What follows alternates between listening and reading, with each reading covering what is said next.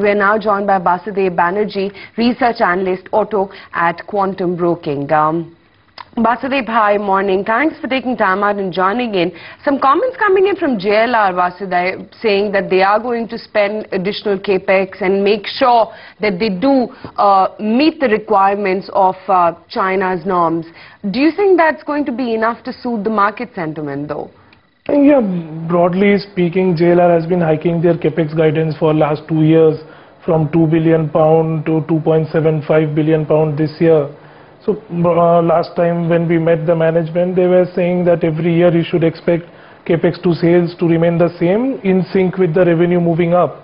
So one should never expect the capex amount to remain the same down the line.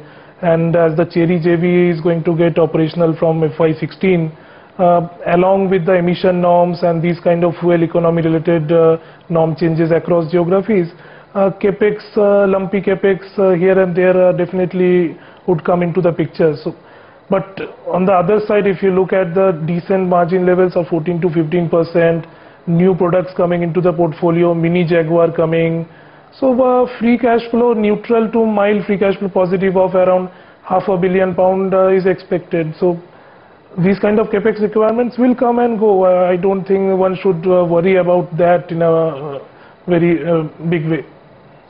Basudev, but markets are clearly betting too much on the new launches from JLR. Just about everyone on the street is convinced that JLR new launches will be a hit even before the cars have hit the road.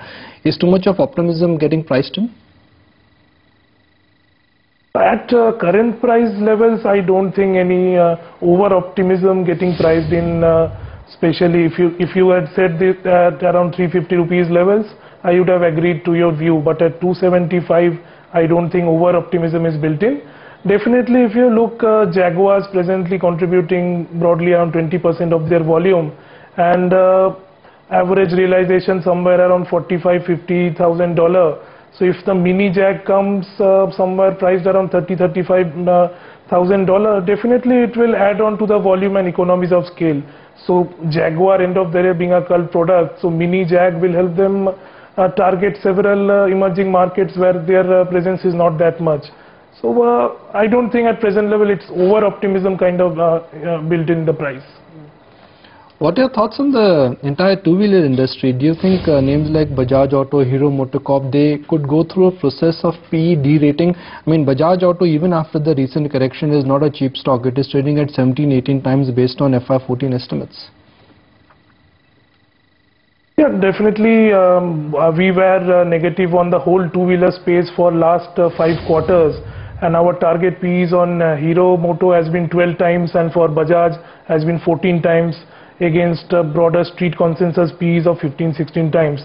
Primarily, if you look at the bulk of the domestic competition because of Honda coming into picture will be felt by Hero Moto, because the main competition is in the 110 to 125 cc segment, which caters to almost 75% of Hero's revenue.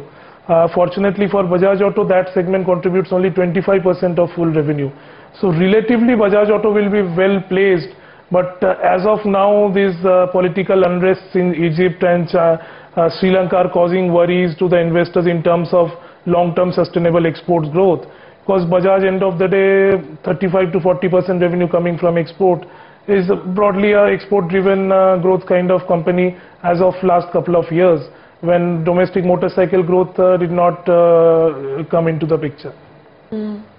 Basudev, though there's some news this morning that perhaps the finance ministry may actually review the excise duty on SUVs. That does include the likes of M&M as well as Tata Motors. So looking at all things good and bad, what would be your recommendation with both these stocks, M&M and Tata Motors?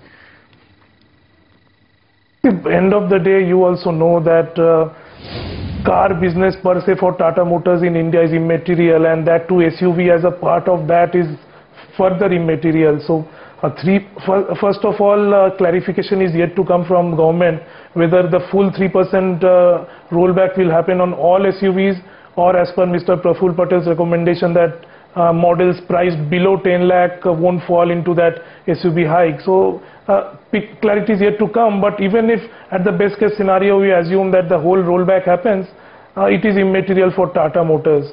Definitely for Mahindra it will be positive because the negative sentiment which came of Bolero, Scorpio, Xylo, XUV, all products needed to get the consumers needed to pay a higher price.